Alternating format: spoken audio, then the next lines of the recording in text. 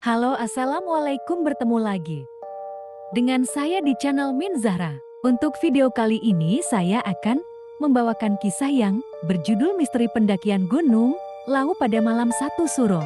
Tapi sebelum masuk ke ceritanya, silahkan klik tombol subscribe, like, dan komen di channel ini agar tidak ketinggalan video berikutnya. Beberapa tahun yang lalu, saat masih banyak waktu yang luang bisa dipastikan saat menjelang 1 Suro, saya selalu menghabiskan malam di puncak Lawu. Jikapun boleh berbangga diri, saya sudah menjejakinya lebih dari 8 kali. Pertimbangannya selain karena hal yang sifatnya pribadi, tentu saja pada malam 1 Suro bisa dipastikan juga puncak Lawu sangat ramai. Tentu saja tanpa mengesampingkan ramainya pendakian saat tahun baru Masehi atau malam menjelang perayaan kemerdekaan 17 Agustus. Seperti biasa, menjelang pergantian tahun baru Jawa, kami berencana menghabiskan malam di puncak Lawu bersama beberapa rekan yang memiliki hobi yang sama. Karena domisili kami berbeda kota, jauh hari sebelumnya kami sudah janjian ketemu di Cemoro Sewu. Singkat cerita, setelah semuanya sudah datang, kalau tidak salah waktu itu ada 5 orang termasuk saya. Karena satu teman yang lain berhalangan datang meski ganjil, kami tetap memutuskan naik meski mitosnya jika ganjil akan banyak hal gangguan dalam pendakian kita. Niati bismillah saja dengan maksud baik. Insya Allah tidak akan terjadi hal-hal yang tidak kita inginkan. Jam menunjukkan pukul 15.30 kami berlima memutuskan naik. Dengan pertimbangan sebelum tengah malam sudah sampai puncak, paling tidak selambat-lambatnya pukul 23 malam sudah sampai puncak. Seperti halnya gunung-gunung yang lain, Gunung Lawu juga mempunyai seabrek pantangan-pantangan yang harus kita patuhi. Saking banyaknya hingga banyak pendaki pemula urung naik karena grogi akan mitos yang ada di Gunung Lawu yang berketinggian 3.265 mdpl ini. Meski demikian, banyak pendaki yang berpendapat jika Gunung Lawu adalah salah satu gunung yang paling indah meski terbalut dengan kemiskisannya. Hal ini nampak pada pos 5 yang selalu ada sesajinya. Sebelum saya melanjutkan cerita lebih jauh, mari kita kenali Gunung Lawu terlebih dahulu. Siapa di antara kerabat yang belum mengenal Lawu lebih dekat? Gunung Lawu sudah seperti yang saya ceritakan di atas, berdiri angkuh pada ketinggian 3.265 mdpl.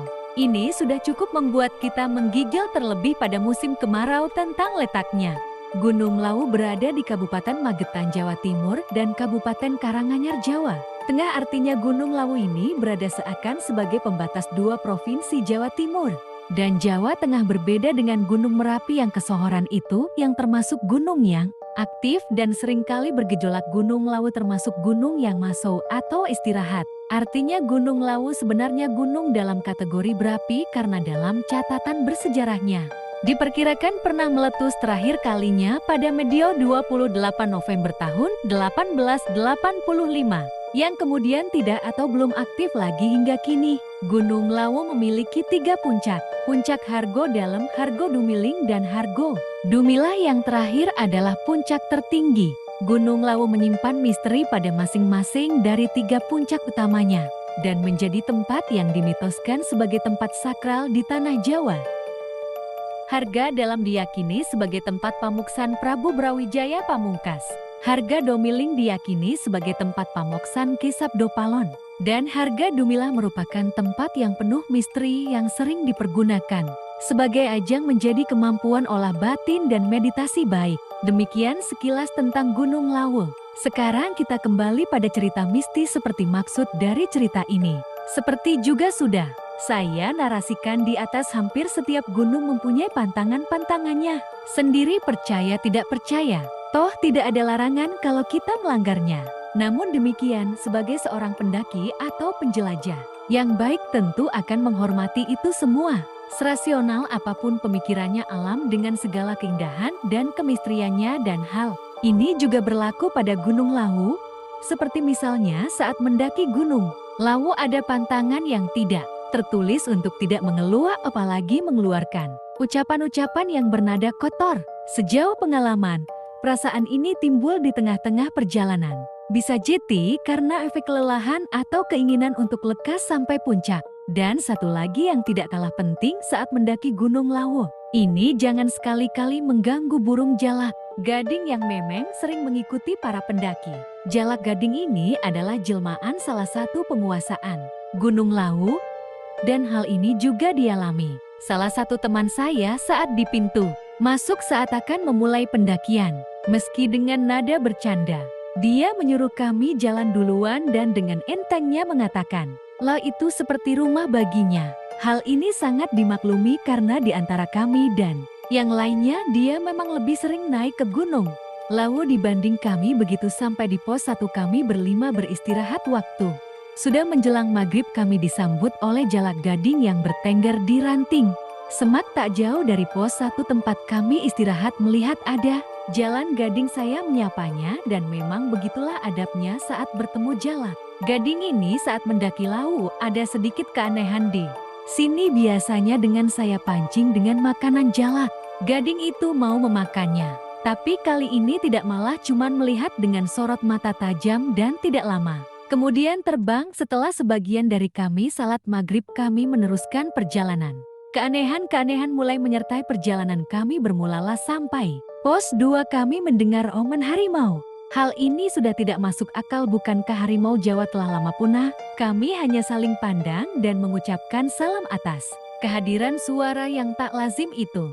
Maksud uluk salam yang saya maksud di sini adalah salah satu kebiasaan yang dituturkan orang tua terdahulu jika mendapati suatu yang di luar kelaziman sebagai bentuk permisi numpang lewat dan maksud yang baik dalam tujuan pendakian ini. Seperti ditumpahkan tak berapa lama setelah kami mendengar omen harimau tersebut, hujan tiba-tiba datang dengan lebatnya. Untungnya kami sudah mempersiapkan mantel plastik yang sempat kami beli di salah satu toko souvenir di pelataran parkir Cemoro Sewu. Dengan sedikit tertatih karena licin, tak berapa lama kami sampai di pos kedua istirahat lagi karena sepertinya hujan tak kunjung reda. Ada satu hal yang menarik di pos 2 ini, menarik yang saya maksud di sini tentu yang berbau mistis. Di pos 2 ini pernah ada satu kejadian pendaki cewek yang meninggal saat bermalam di sini. Disinyalir cewek ini meninggal karena menghirup belerang. Setelah kami berembuk, akhirnya kami memutuskan untuk meneruskan perjalanan tanpa harus menunggu hujan reda. Dari pos 2 menuju ke pos 3, tak terjadi hal-hal yang di luar nalar adanya. Kami kecapian karena trek pendakian mulai curam adanya juga membuat kami sesekali ngedumel. Meski dalam tahap wajar, tanpa singgah di pos 3 kami melanjutkan menuju pos 4. Dan inilah trek yang paling menguras tenaga. Ada beberapa trek yang kemiringannya hampir 60 derajat. Menurut saya, teman-teman semua bisa membayangkan keadaan hujan harus meniti trek bebatuan yang curam itu. Hingga keluarlah ujaran spontan dari salah satu teman kami. "Asem adoh tenan awat pegel kabeh cuk." Teman saya Ismail ini memang logat Surabayanya yang kental maklum. Dia berasal dari Mojokerto yang memang dialeknya tak jauh berbeda dengan Surabaya. Salah satu dari kami memperingatkan ucapan Ismail ini, meski toh itu semua hanya bercanda ataupun umpatan sama diri sendiri. Sejalan dengan itu, kami terus menapakkan tebing yang terjal itu. Kurang konsentrasi sedikit saja fatal akibatnya pada trek pos 3 ke pos 4 ini. Alamat tergelincir ke lembah yang curam, konsekuensinya terlihat sekali rekan Ismail ini kelelahan. Kebetulan dia ada di depan saya, sedangkan saya sendiri paling belakang, atau sering diistilahkan sebagai sweeper. Saya menyadari keadaan yang dialami oleh Ismail, makanya tanpa dia minta saya menawarkan untuk istirahat sejenak. Sementara 3 teman yang lain sudah ada di depan terlebih dahulu. Tak lebih dari 10 menit, kami istirahat sambil mengatur nafas yang sempat tersengal-sengal karena kelelahan. Akhirnya kami memutuskan untuk melanjutkan perjalanan lagi. Nah, mungkin karena bawaan Ismail orangnya latah, barulah beranjak dia sudah berteriak "woi", maksudnya memberikan kode ketiga teman kami yang di atas. Beberapa kali teriakan, masih belum ada jawaban. Dengan sambil tertatih meniti tebing yang serupa tangga dari bebatuan ini saking tegaknya.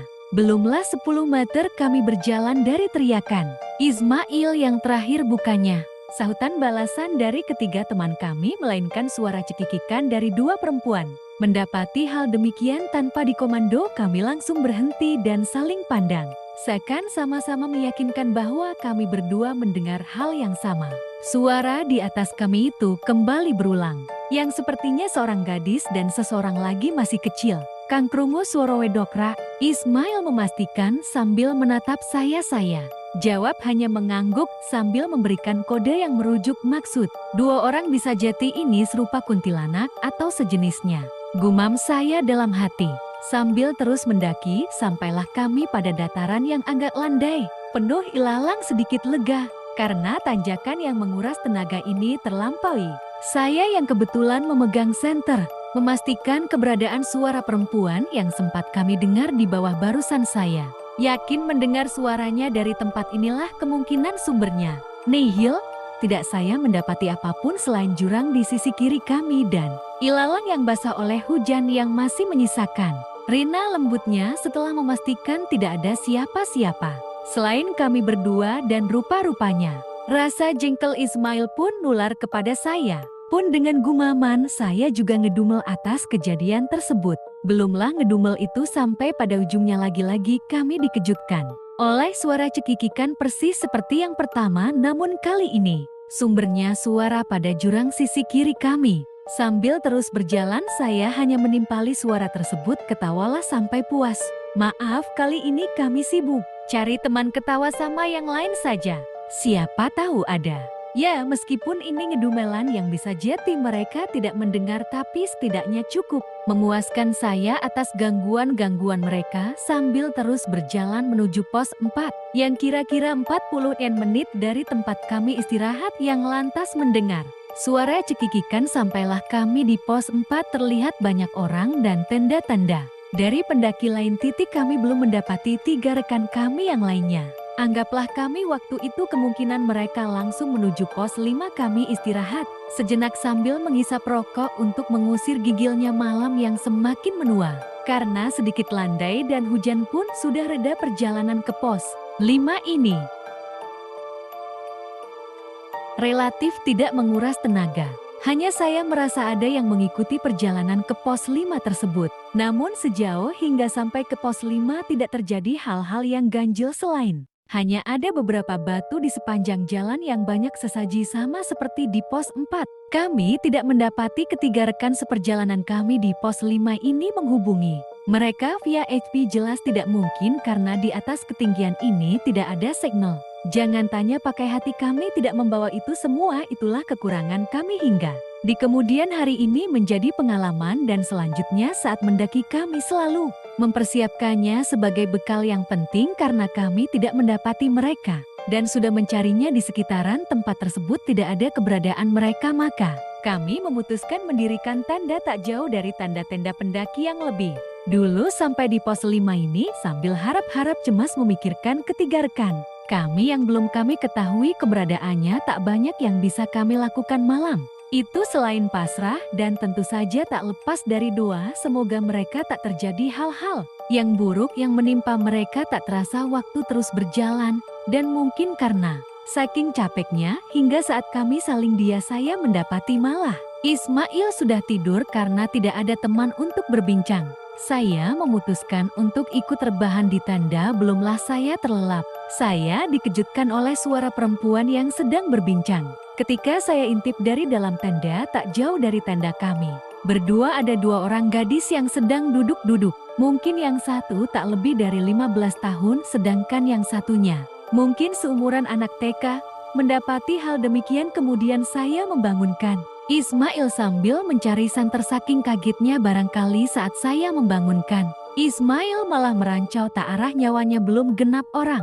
Jawa bilang setelah sadar sepenuhnya saya kasih tahu tentang keberadaan 2 gadis yang duduk-duduk tak jauh dari tanda. Sayangnya saat kami mencari keberadaan gadis itu sudah tidak ada di tempatnya lagi. Kami pastikan bahwasanya kedua gadis tersebut adalah makhluk tak kasat mata alias bangsala lembut. Jarum jam sudah menunjukkan pukul 01. Keberadaan ketiga rekan kami hingga detik ini masih belum jelas keberadaannya. Sedikit berasumsi hal-hal buruk yang menimpa dan rencana-rencana esok hari yang harus kami lakukan jika hal buruk terjadi bersamaan dengan itu. Syukur alhamdulillah ketiga rekan kami sampai di pos 5 terlihat wajah kelelahan mereka sedikit saling menyalahkan di antara kami seperti halnya kami mereka mengalami kejadian aneh yang bisa dikatakan bersamaan dengan kami. Singkat cerita, kami langsung mendirikan tanda tambahan dan sepakat untuk saling bercerita esok harinya malam yang penuh kejanggalan dan sangat melelahkan. Malam itu kami tertidur dan tanpa melihat sunrise di pagi hari sambil menikmati sarapan mie rebus dan segelas kopi sachet di warung di pos 5 kami. Saling bercerita tentang malam tadi. Rupa-rupanya ketiga rekan kami hampir disesatkan oleh arahan orang tua yang duduk di pos 4. Ketika akan menuju pos 5, mereka disesatkan hampir sampai gua di Bukit Lawu yang dekat. Sabana itu seperti yang kita ketahui tempat tersebut adalah pasar setan di Gunung Lawu. Tragisnya, senter yang mereka bawa tidak menyala mungkin korslet karena basah oleh hujan. Untungnya masih ada senter handphone yang membantu penerangan jalan mereka. Beruntung ada bapak-bapak. Salah satu penjual warung di pos 5 ini yang malam itu hendak turun mungkin bapak-bapak. Itu melihat jalan yang mereka lalui salah dari sorot ekpi yang mereka bawa kemudian diteriaki. Syukurlah ketiga rekan saya tadi langsung merespon teriakan. Bapak tadi setelah putar balik dan ketemu bapak-bapak yang benar ya. Kita tersebut mereka diberitahu kalau rute yang mereka itu salah dan mereka bercerita.